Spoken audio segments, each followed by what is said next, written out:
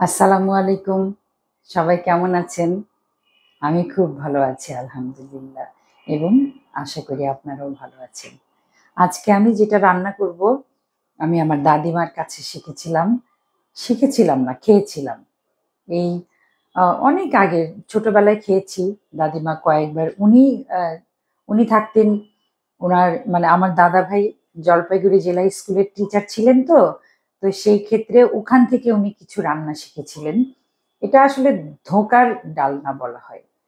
ধোঁকা ডালনা এটা অনেক সময় পনির দিয়ে করা হয়, অনেক সময় মটরশুঁটি দিয়ে করা হয়, অনেক সময় মসুরের ডাল দিয়ে করা হয়। আমি মসুরের ডালটা ভিজিয়ে রেখেছিলাম। এটা অনেকটা ভিজে গেছে, ফুলে গেছে। এখানে একটুখানি হলুদ, লবণ, মরিচ নিয়েছি। এটা পাটায় বাটলেও বাটা যায়। তো আজকাল তো যেহেতু একটা সুবিধা আছে, সুবিধাটা নেই না কেন? সবকিছু ডিজিটাল হচ্ছে, আমরাও ডিজিটাল। আমরা অনেক কিছু, অনেক সুবিধা পেয়েছি আলহামদুলিল্লাহ। আমার শাশুড়িকে দেখেছি দুধ লাউ আছে না, দুধ কচি কচি লাউ দিয়ে, ঘন দুধ দিয়ে দুধ লাউ রান্না করতেন। সেটাকে সারা রাত, মানে যেদিন আমরা খেতাম তার আগের রাতটা, অর্ধেক রাত আমার শাশুড়ি বসে বসে সেই লাউটা করতেন। একদম সুতার মতো করে পলে তারপরে সেটাকে সিদ্ধ করে তারপরে রান্না করতেন দুধ লাউ। এখন তো আমাদের হাতে গ্রেটার আছে। তো খুব খারাপ লাগে ওই ওই দিনগুলোর কথা মনে হলে আমার শাশুড়ির জন্য। খুবই খুবই মায়া হয় যে এত ভালো রান্না করে ছেলে মেয়েদের খাইয়েছেন, কিন্তু তার বিনিময়ে কত কষ্ট উনি করেছেন। আমাদের মা খালারা সবাই, শুধু আমার শাশুড়ি না, সবাই। আমি এটাকে ব্লেন্ড করে নিচ্ছি।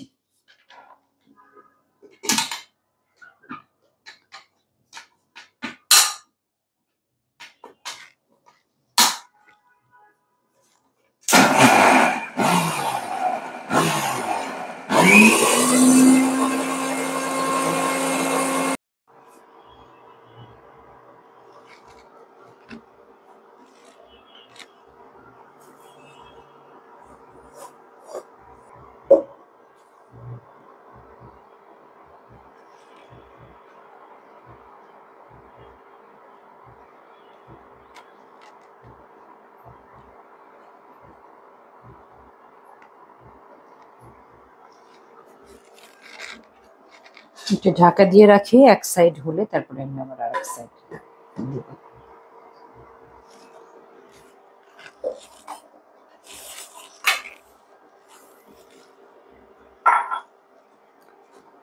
ততক্ষণ একটুখানি আপনাদের সাথে কথা বলি।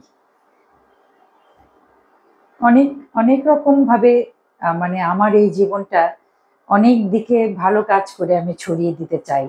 সেই ক্ষেত্রে মানে সকাল থেকে আমি একজন শিল্পী। আমি আমি সত্যিকার অর্থে জন্মগতভাবেই একজন পরিপূর্ণ শিল্পী হতে চাই।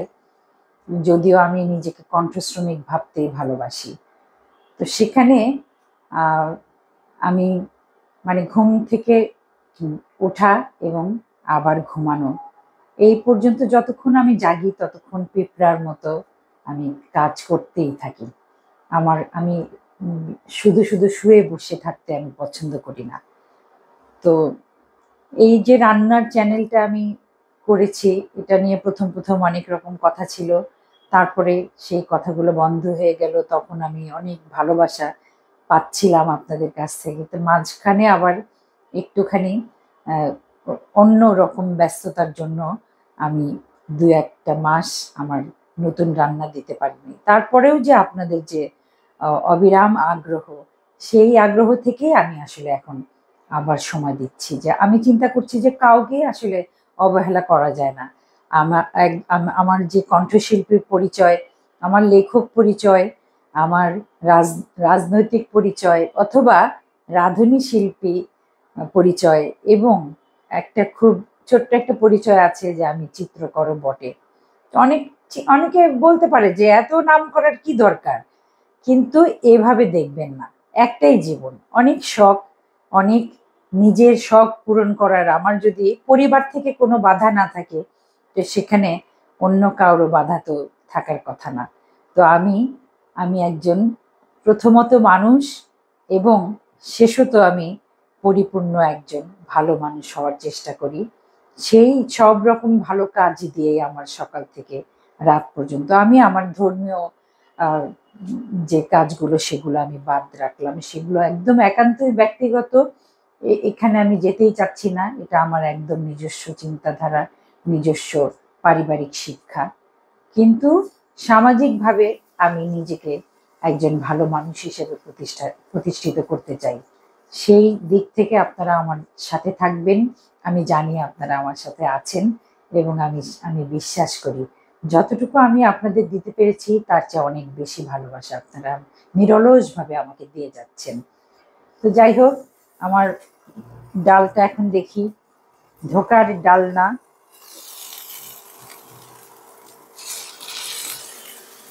ডিম দেয়াতে এই যে একটু ফুলে উঠেছে, এটা ডিমের কারিশমা। এটাকে আরেকটু হবে,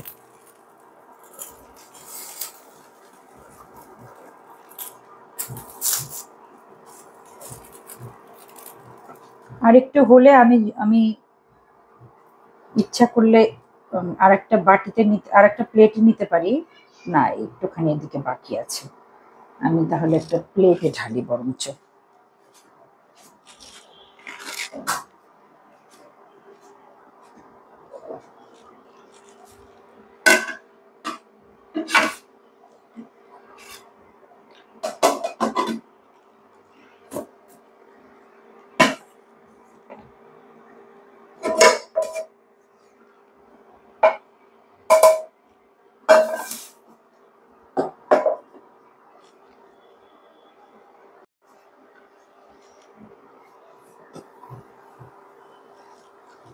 এই সাইডটাও হয়ে গেছে।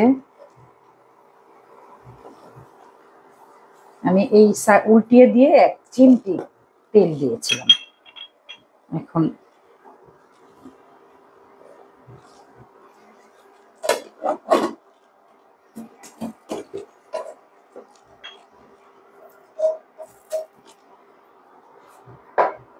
এবার রান্না শুরু করি।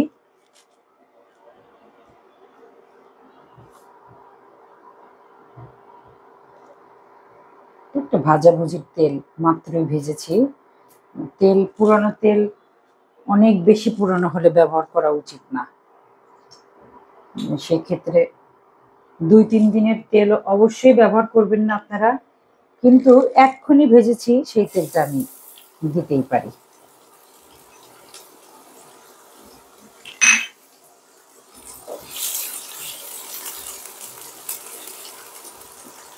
জালটা কমিয়ে দিই, পেঁয়াজটা আর একটু কমে, পেঁয়াজটা বেরেস্তা হবে না, এটা একটু নরম হবে, নরম হবে। সেই ফাঁকে আমি ইয়েটা কেটে নিই, এটা আর একটু মোটা হলে ভালো হয়। যাই হোক,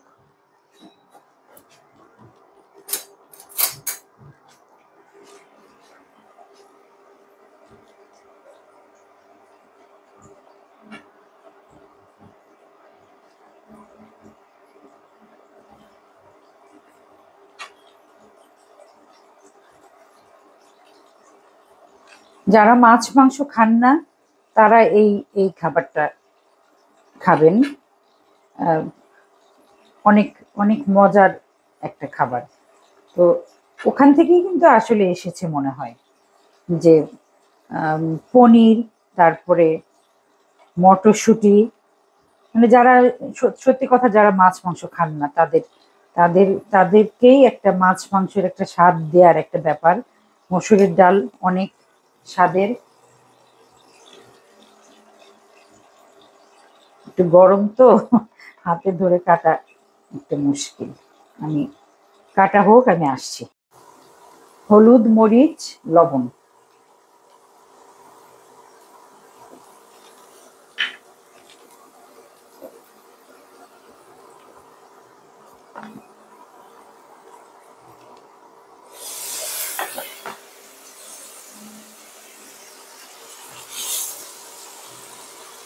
রসুন, জিরা, সামান্য একটু আদা বাটা,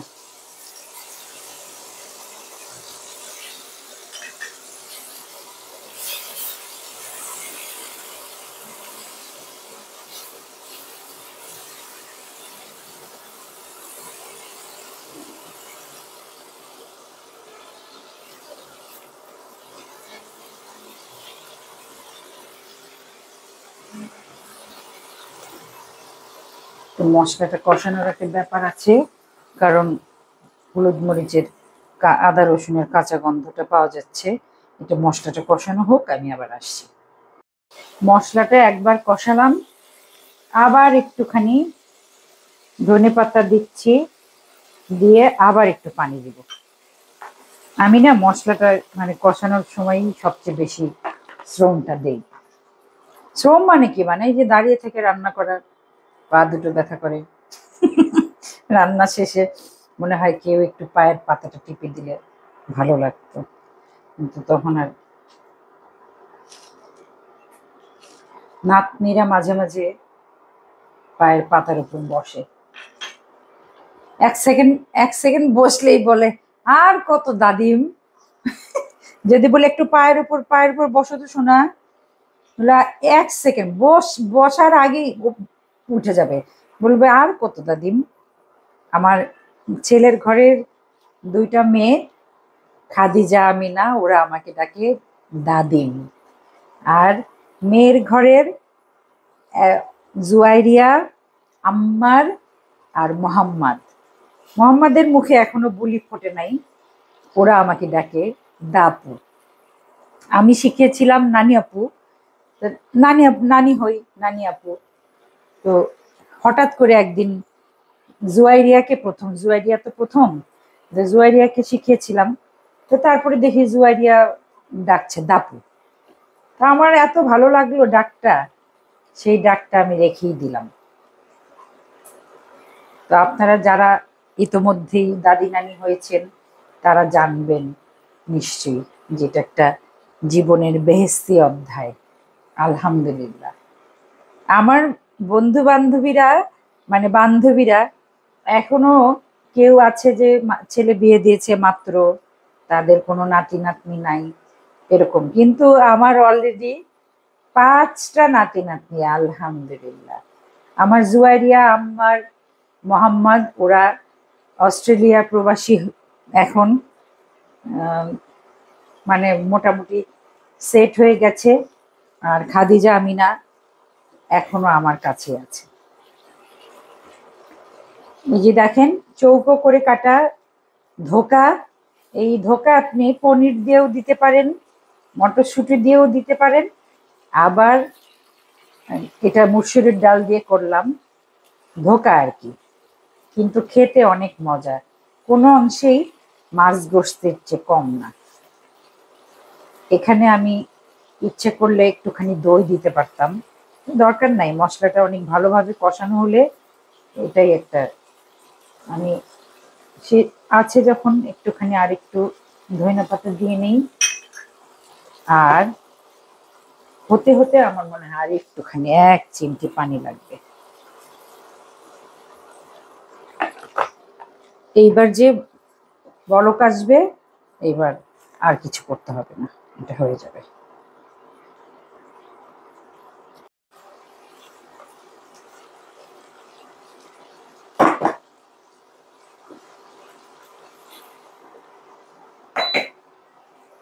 হয়ে গেল আমার মসুরের ডাল দিয়ে ধোকার ডালনা, ধোকাবাজি রান্না। এটা যারা মাছ গোস্ত খান না, ভেজিটেরিয়ান, তারা এটা ট্রাই করতে পারেন।